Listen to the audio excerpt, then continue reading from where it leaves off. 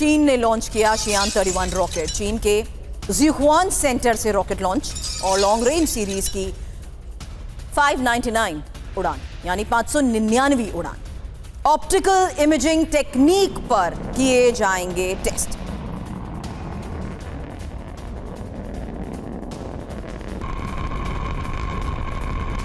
एक बड़ी खबर उस फ्रंट से जहां ज़ेपोरिज़िया की तरफ बढ़ रही है यूक्रेन की सेना और यूक्रेन की 33rd रेजिमेंट और 24th बटालियन आगे बढ़ चुकी है। ज़ेपोरिज़िया में बहुत ही विध्वंसक जंग की आशंका के बीच एक और बड़ी खबर सामने आ रही है जिससे साफ है कि ज़ेपोरिज़िया में कैसे अब हमलों को अंजाम दिया जा रहा है। ऐसे में सवाल ये कि क्या ज़ेपोरिज़िया फिर महाजंग का मैदान, क्योंकि रूस नियंत्रित मेलिटोपोल और क्रिमिया को जोड़ता है और यूरोप का सबसे बड़ा परमाणु संयंत्र। कई बार इस पर हमले हुए हैं। निप्रो नदी के पार रूस यूक्रेन के बीच की मुख्य फ्रंट लाइन और नियंत्रण दिखाता है कि कौन सा पक्ष दक्षिण यूक्रेन में बढ़ रहा है। ज़ेपोरिज़िया सैन्य और राजनीतिक दोनों तरफ से निर्णायक भी है।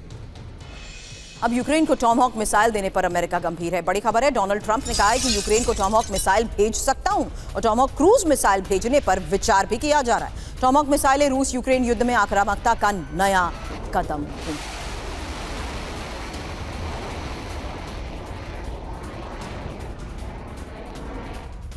क्रेमलिन प्रवक्ता दिमित्री पेस्कोव का बयान, टॉमहॉक पर चर्चा रूस के लिए चिंता का मुद्दा है और हर तरफ से तनाव बढ़ रहा है और कीव को गंभीर परिणाम भी भुगतने होंगे। तो लगातार टॉमहॉक को लेकर किया जा रहा विचार और टॉमहॉक की वजह से ही रूस पर दबाव बनाने की कोशिश। हालांकि क्रेमलिन प्रवक्ता दिमित्री पेस्कोव का यह बयान, टॉमहॉक पर चर्चा रूस के लिए चिंता का मुद्दा है और हर तरफ से तनाव बढ़ रहा है, कीव को गंभीर परिणाम भुगतने होंगे।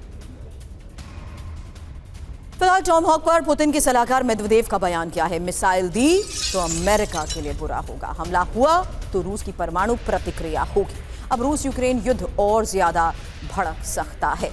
टॉमहॉक, अगर यूक्रेन को टॉमहॉक मिसाइल मिली तो ये यूक्रेन के लिए कैसे साबित होगी एक बड़ा टर्निंग पॉइंट, क्योंकि रणनीतिक बदलाव को यहां पर समझिए।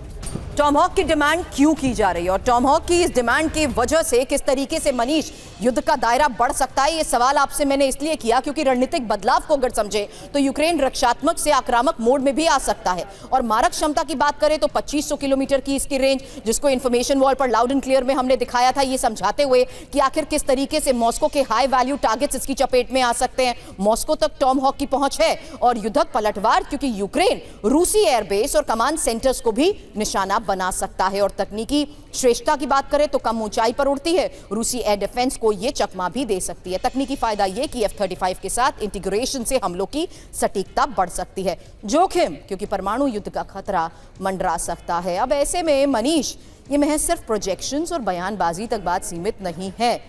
अगर रूस पर दबाव बनाने के लिए ज़ेलेंस्की बार बार टॉमहॉक की डिमांड को पूरा करने की बात करते हैं तो यह डिमांड पूरी होने में भी तो समय लगेगा। ऐसे में रूस भी तो जिस तरीके से परमाणु तैयारी और उनका जो बयान सामने आता है कि अमेरिका अभी सीधे इसकी चपेट में आएगा, यानी अगर ये डिमांड आज के वक्त में पूरी हो जाए, इसके एग्जीक्यूशन में तो अभी भी टाइम लगेगा और ये बात रूस जानता है। देखिए, टॉमहॉक एक ऐसा मिसाइल है जिसके इस्तेमाल के लिए या तो सबमरीन चाहिए या डिस्ट्रॉयर लेवल का एक वॉरशिप चाहिए या फिर typhoon missile air defence missile system चाहिए। तो ये सब टॉमहॉक के साथ आपको देने होंगे। तो फिर बचा क्या है? फिर तो केवल यही बचा है ना कि अमेरिका के सैनिक ग्राउंड पर नहीं है, क्योंकि आपने F-16 दे दिया, इससे पहले आपने अब्राम टैंक दे ही दिया था, आपने पैट्रियट एयर डिफेंस सिस्टम दे ही दिया था। अब आप अगर लंबी दूरी की मिसाइलें भी देंगे तो कुल मिलाकर पेंटागन अपने सारे हथियार तो दे ही रहा है यूक्रेन को। इसीलिए पुतिन ने एक रेड लाइन खींच दी है कि अगर टॉमहॉक दिया गया तो फिर रूस और अमेरिका के बीच सीधे सीधे रिश्ते खराब होंगे, वरना सारे हथियार तो अमेरिका वाया नाटो या डायरेक्ट यूक्रेन को दे ही रहा था। अब जो दूसरी बात है कि अगर इस तरह के मिसाइल सिस्टम दिए गए तो फिर इससे सीधे मॉस्को पर अटैक किया जाएगा। तो जाहिर है मॉस्को को फिर उसी तरह की कार्रवाई करनी होगी। ये अलग बात है कि रूस के पास टॉमहॉक के जवाब में किंजल या फिर ऑर्सेनिक जैसे मिसाइल सिस्टम है, लेकिन हर हालत में तब युद्ध ही बढ़ेगा, वो रुकेगा नहीं। रूस ये कहना चाह रहा है। बिल्कुल, लेकिन अभी फिलहाल किस तरीके से हमलों को अंजाम दिया जा रहा है उसकी एक तस्वीर यूक्रेनी हाइमार्स सिस्टम पर विनाशक हमले को लेकर खबर है, जहां रूस ने स्टैंडर्ड M बैलिस्टिक मिसाइल से यह हमला किया है और रूस के हमलों का वीडियो भी सामने आया। रूस के ड्रोन ने हाइमार्स की मूवमेंट ट्रैक कर हमला किया।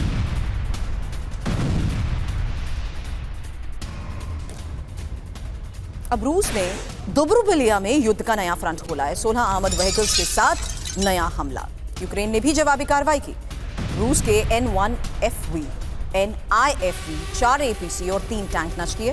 रूस के 78 सैनिक भी मारे जाने की खबर। तो पुतिन की टारगेट फिक्स, फ्रंट लाइन पर भीषण जंग, क्योंकि रूस के स्कैंडर M बैलिस्टिक मिसाइल से अटैक, यही बड़ी खबर है। और यूक्रेनी हाइमार्स सिस्टम को निशाना बनाया गया है। ड्रोन ने हाइमार्स की लोकेशंस को ट्रैक किया। दिब्रुपुलिया सेक्टर में रूस ने जमीनी हमलों को अंजाम दिया। 16 बख्तरबंद वाहनों के साथ बड़ा जमीनी ऑपरेशन। इसके साथ ही यूक्रेन ने जवाबी कार्रवाई में रूस को भी नुकसान का दावा किया है।